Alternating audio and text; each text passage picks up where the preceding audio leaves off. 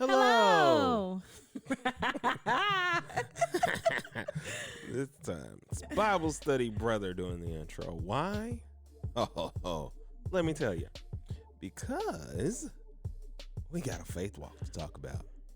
But not just any faith walk. The faith walk of our glorious and gracious host, Bible study girl. You ready? Very good intro. I like that. That was very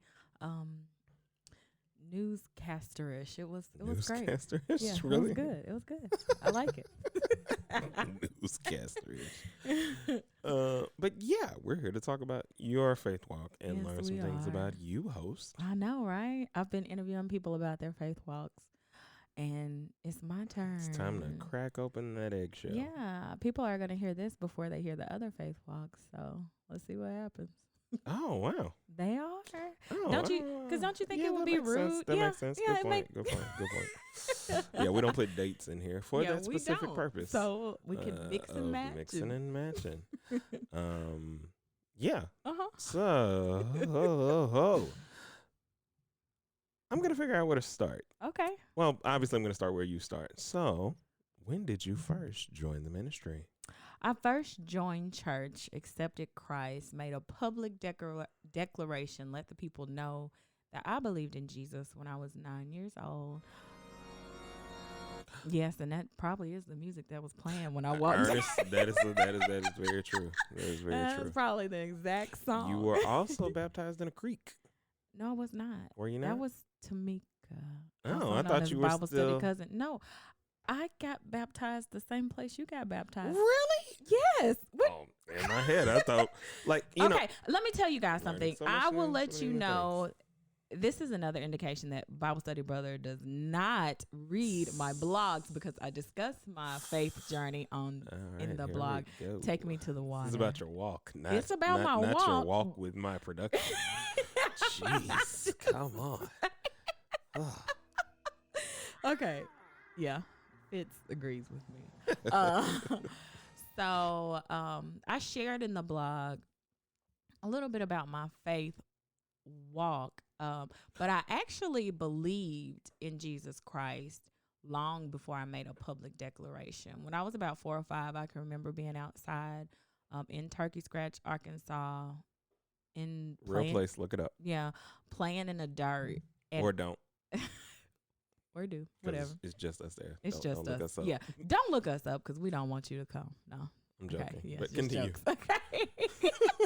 I'm sorry. But I vividly remember being 4 years old and playing in the dirt and just knowing that I belonged to him. And I don't know how to explain that or qualify it, but I knew I was his. But I didn't make my public declaration until I was 9, and that's when I was baptized. Huh? Yeah. See, what do you remember about that day? Because we've talked about mine, and like I literally remember water going up my nose, and that's about it. I feel like I remember every aspect of that day, maybe because I'm a planner. This is a fact. I remember being excited about my family coming up from Turkey Scratch to celebrate with me because we had a party after I was baptized. I remember getting the shower cap put on my head to preserve my side ponytail because I was going down in that water and coming back up. I remember walking down into the pool and being nervous because I think that's when I realized, oh, so you just gone throw me back in this water. Like, and him holding his hand up, saying, in the name of the Father, Son, and the Holy Ghost, and the hand coming to my face and realizing, oh, like, you got to go, girl. I remember that. I remember the girl that was baptized with me. We were both Girl Scouts. Yeah, I remember. I vividly remember that day. I remember getting back to the house. I remember the party. I remember the family all being there. I remember my aunt being on our word processor because we didn't have a computer because this was back in the olden days, but we had a word processor. I remember her sitting over at the word processor. So I remember lots of things about my day. But we still had a fancy word processor, though. It was wasn't fancy. It was fancy. It was electronic. And it yeah. clicked, and that Yeah. thing was real. It was, yeah. Many So essays. I remember lots about the actual day that I got baptized. That's amazing. What do you remember spiritually about that day? I will tell you what I remember spiritually before that day. Okay. I'm not gonna do a spoiler of other people's testimonies and faith, but I will say that I do have some things in common with some guests that are coming. And after I gave my confession and said I believe in Jesus Christ, I want him to be my Lord and Savior, you have to go through new members classes. Mm-hmm. And at that time, yeah, my cat is doing something.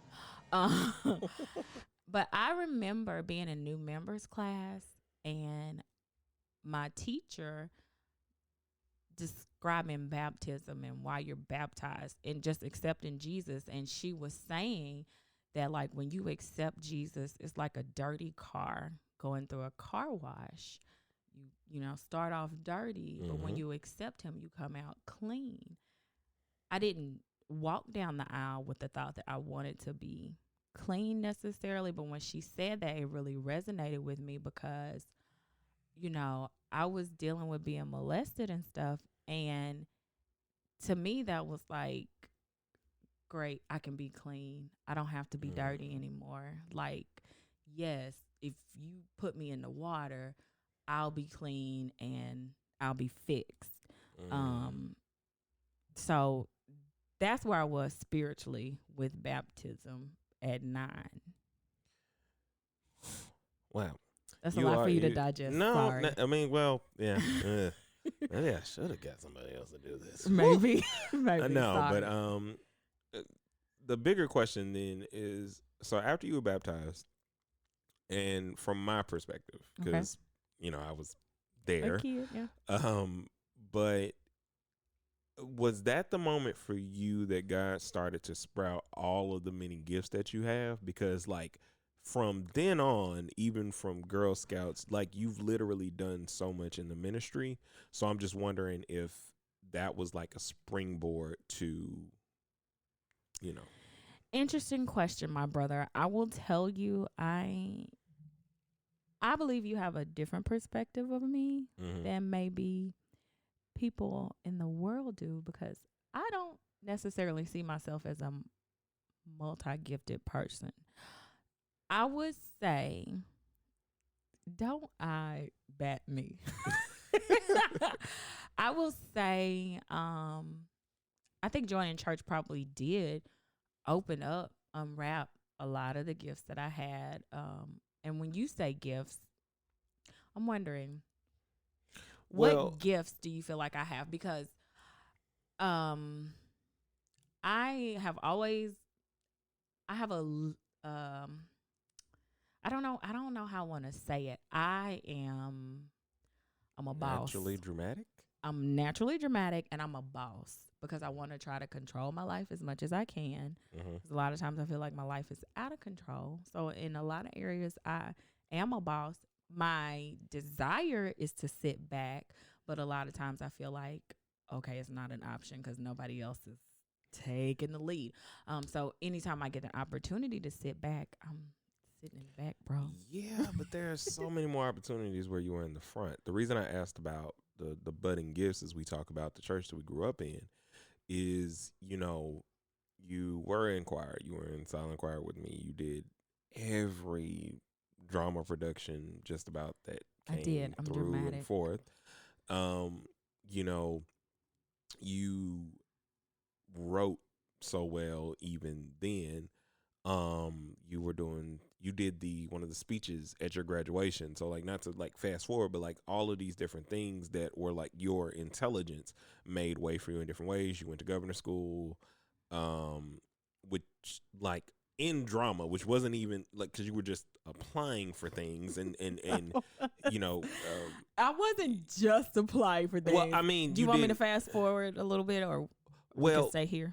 We could stay here. The point we can stay unwrapping here, of but the it's just gifts. the wrapping of the gifts because you have more than you give yourself credit for. I think because you do them so naturally that you don't credit them sometimes as gifts As because gifts. they were just It's who someone I am. asked, I did a service, I planned things. Like even that is a huge gift that you've already always had because you've been, as I told you before, you were a genius baby.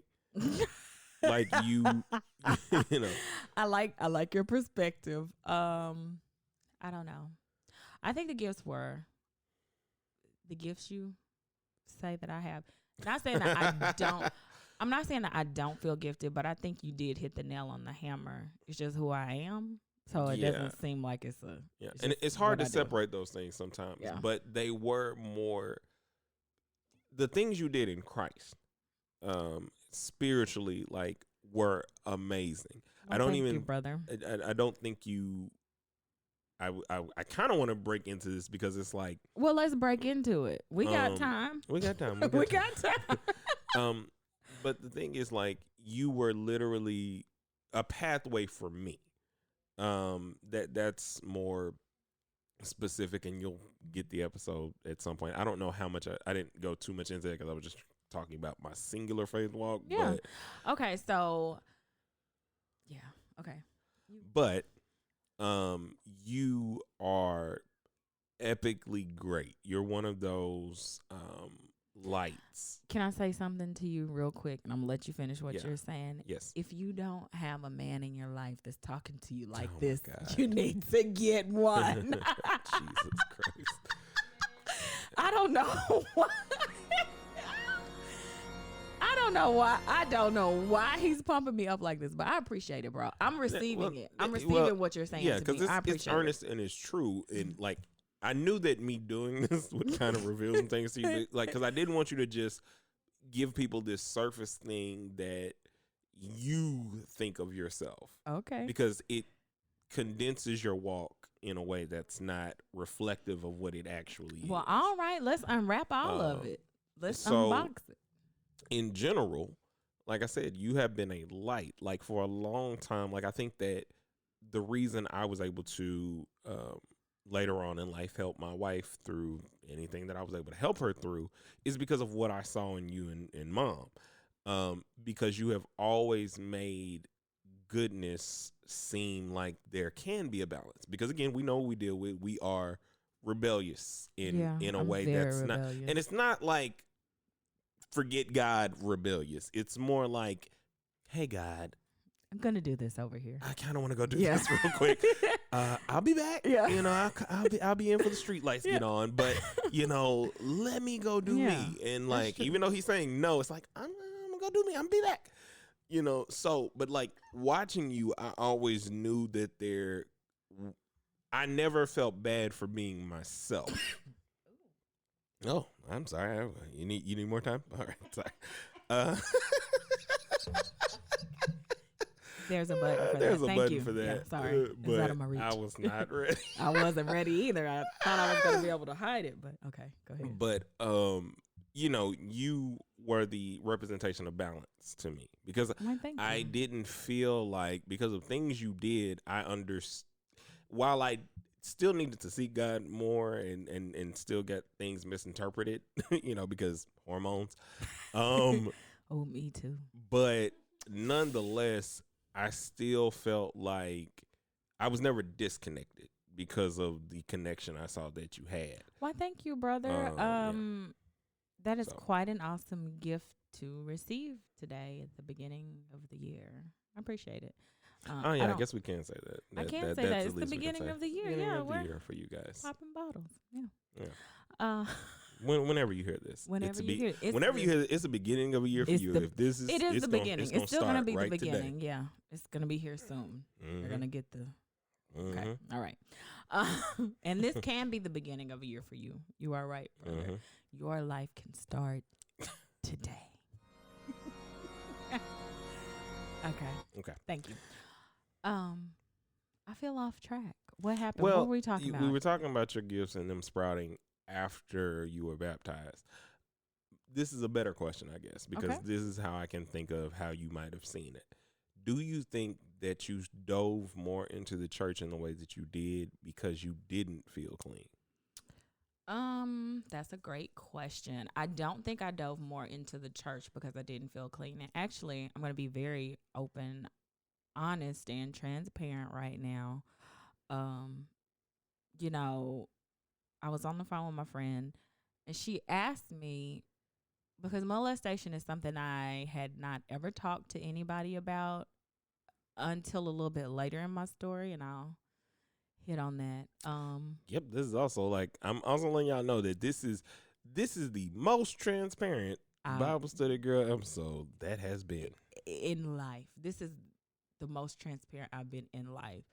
Because But I didn't even think we were gonna get here, so y'all getting a lot. yeah. So she asked me, like, because I said I never told anybody about it.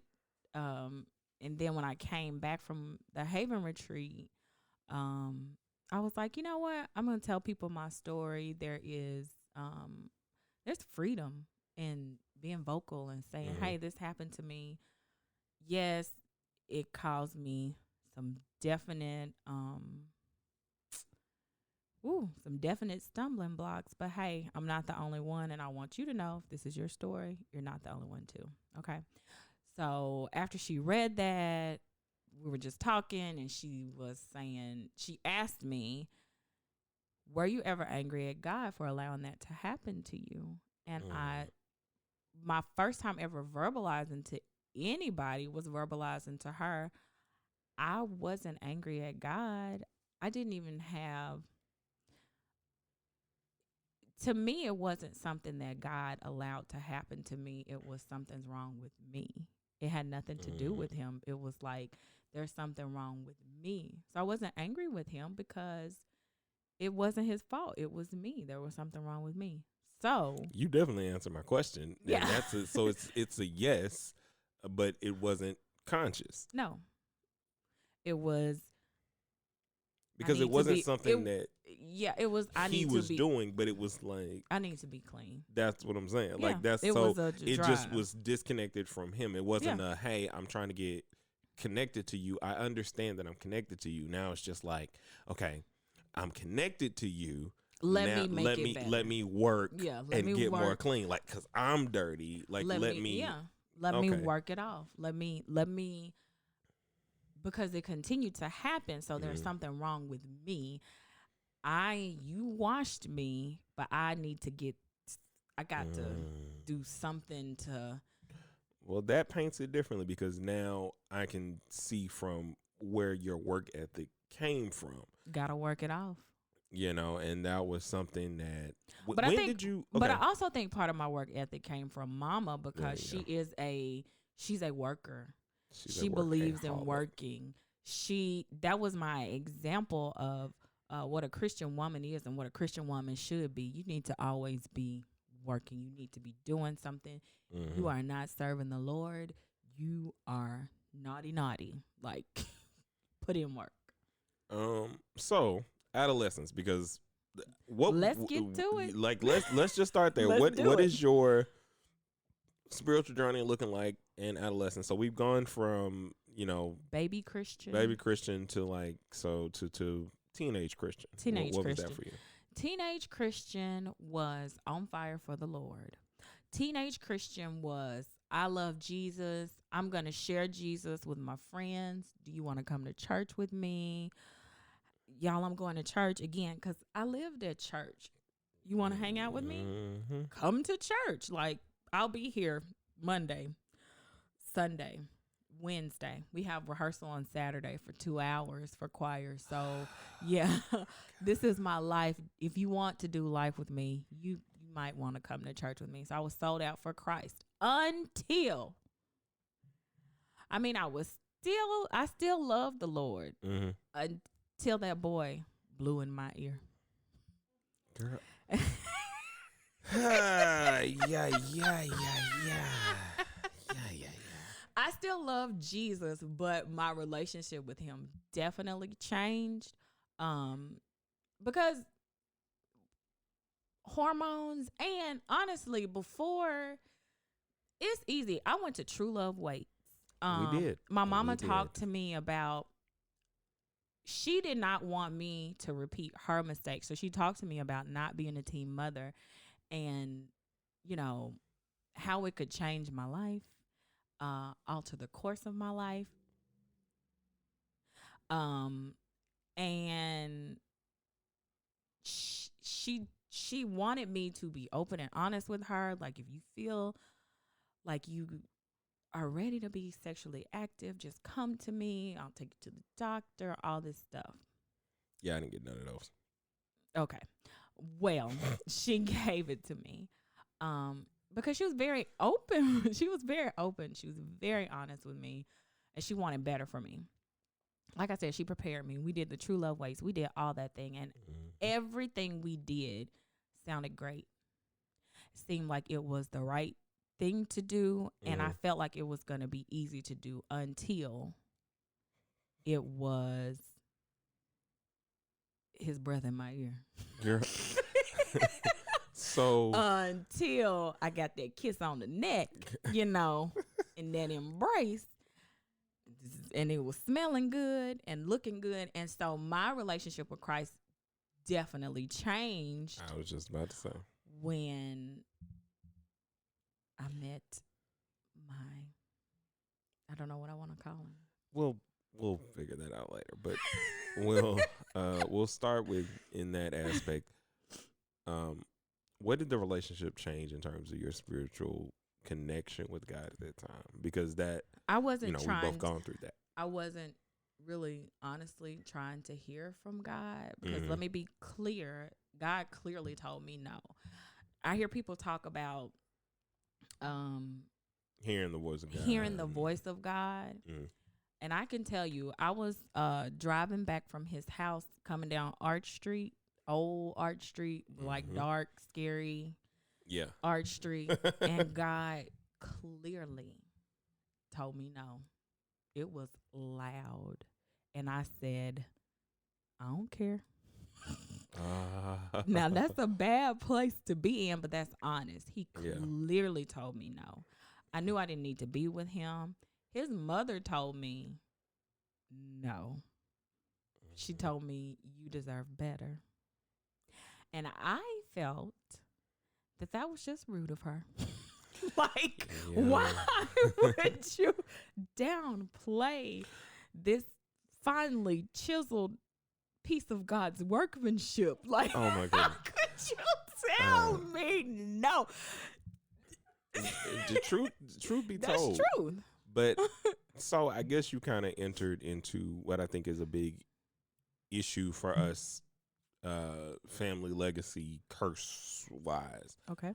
Our need for relationships can separate us from God, because yes, it did. we are looking for what he's already given us in a physical form. Yeah. I was looking to, what can I say? I can tell you, I was looking to get away from our home and create my own home, because I was going to do it better.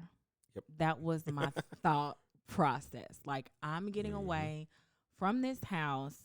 I don't like the way things go at this house. I'm going to show you guys what real love is. I am going to show you. I'm going to get it right. So that's where I was spiritually. Even though God clearly told me no, I tried to force his hand. I was going to say, was your thought process that... Because, I'm rebellious. And so it's easy to take scriptures and manipulate them and make them what you want them to be. Well, your word says this. So if I do this, no. Yeah, he told me no, but your word says this. So if I do this, you have to honor your word. Even when he clearly told me no. That's the rebellious spirit in me. So my relationship with Christ was dramatically altered when I entered into a relationship with he who doesn't have a name. I don't know what we want to call him. I don't know what to call him. We probably should have talked about that before, but it's not the big of a deal because while it's pivotal, it is, but it's not because you have been healed and you have been delivered from all of these situations. Yeah. So it needs no name. It was what it was. Yeah, but a weapon formed. It didn't prosper. A weapon formed. That's the name. But I want. He's not a bad person. I didn't say that. I just said a weapon formed. That's the name. That is the name. And really, it was my rebelliousness, not his. If I had listened, a lot of the stuff would not have happened. But I was rebellious, and because I had shared with him, he was the only person I had ever told I had been molested. So he was a safe place for me. And I mean, for years, like 20-something years, he was the only person I ever told, you know. So, yeah. So we'll move from that into like one of the biggest things that I think, again, affected both of us in a huge way as we talk about this relationship stuff. And this will be the last thing we'll do in this part 1 of your journey, because there's so much more that I want the people to hear and get from you. Okay. How did the divorce affect your relationship with God? Okay. Divorce maybe strengthened my relationship with God, if that makes sense. Yeah. Because like I said, in my previous relationship, I was trying to escape from that, seeing that relationship. I felt like it was a very toxic relationship. I felt very, I know it would make you uncomfortable, very uncomfortable when I would get upset. Well, we that was more because I understood what it was doing to you. I couldn't put it into words, and without the help of my wife at some point in time, I saw that the anger would cause toxic things for you physically. Yeah. And so, like, that's what more so I was like apprehensive about. I've just now been able to put it into words, but that was my thing. It's like, that's going to cause you sickness.